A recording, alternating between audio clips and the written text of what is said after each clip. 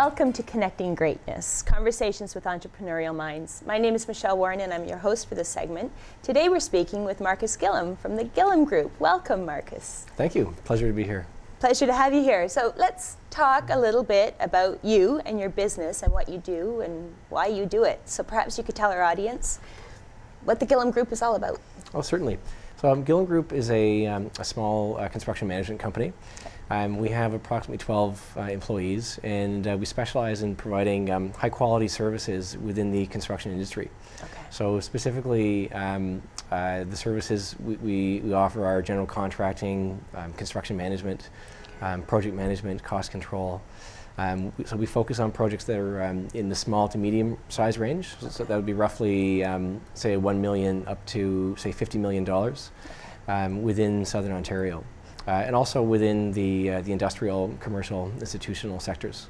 The money side is like the blood of the industry, and you learn how estimates are put together. You learn how the money flows, how the costs behave with different elements of the project. In construction, we have variable costs, we have fixed costs, and in order to run a construction company and any construction project efficiently, you have to know how the money side works.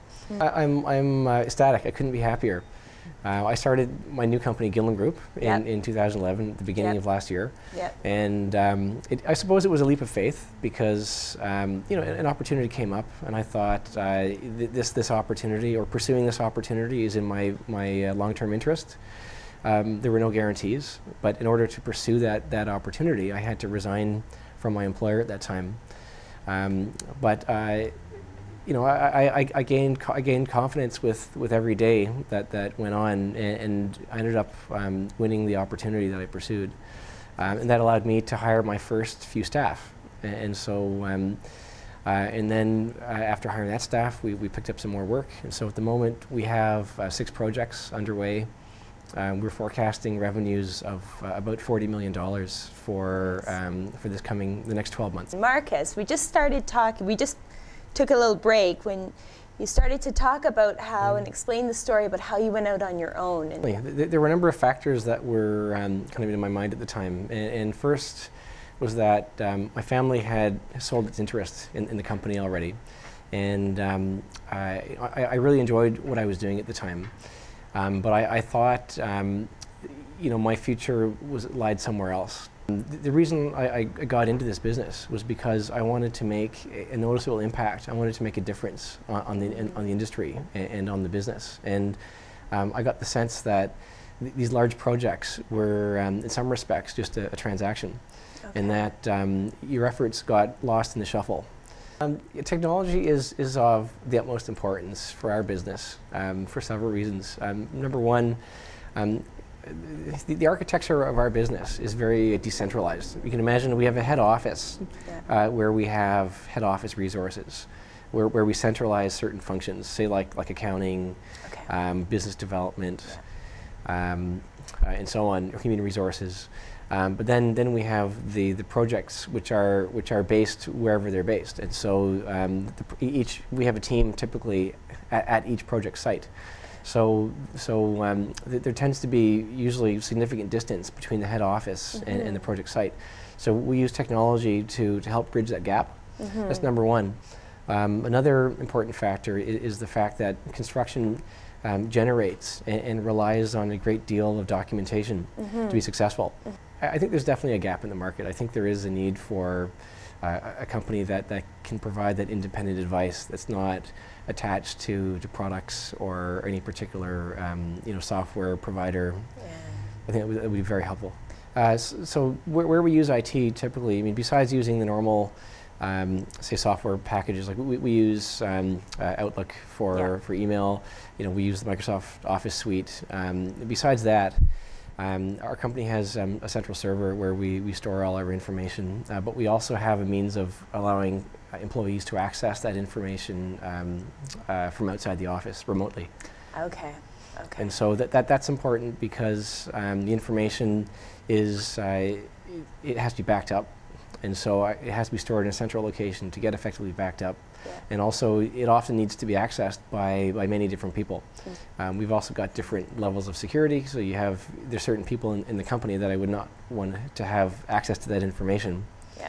Where I'd like to get to as a company is having an integrated project management and accounting function. We had made attempts to go that way in the earlier part of my career while I was at Van Bots, and it was widely seen that there were huge savings to do that. But it is a complicated exercise. Yeah. And so the problem with IT is that it is changing rapidly, and my business is not IT. My business is construction, and so my efforts are directed in developing business, running the company.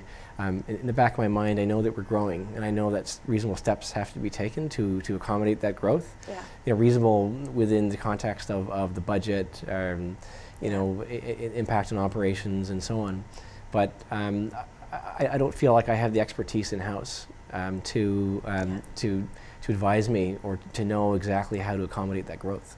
I think you need to talk to a company that has its finger on the pulse of developments in the marketplace, that have had access to a diverse array of other businesses, that can take maybe best practices from its experience and apply that to my own business. I think that would be enormously helpful, because people in construction like to think that our business is unique. But I guess the reality is that we're probably no different than many other businesses that are out there. Marcus, I'd like to tackle a topic for you with you about what have you learned being on your own? A very important lesson that sticks out in my mind, and it has to do with my roots and my family's involvement with Van Bots Construction. As I mentioned earlier, this was a company that grew over time. My family got involved in the early 90s, and we sold the business in 2008. Right. So it was approximately like an 18-year involvement with the company. But over that period of time, we took what was a small company and grew it into a great company. And we did that really through the people that worked there. Right. Construction companies really, the only real asset they have is people. It's a service-based industry, so you rely so heavily on people to make or break your company. And at Van Bots, we did certain things, not everything right, but we certainly did some things right. And I'm particularly proud of how we stayed true to our values over time.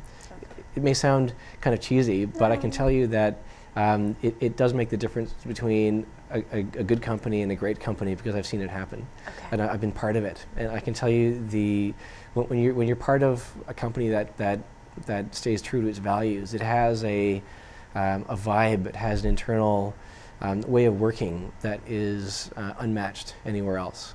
Nice. And at Van Bots, we had the culture right. It was primarily a customer-based company.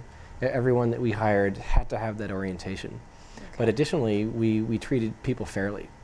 Okay. Not just our own people internally, but our clients, our suppliers, our subcontractors, our business partners, everybody we did business with was, in our eyes, was treated fairly.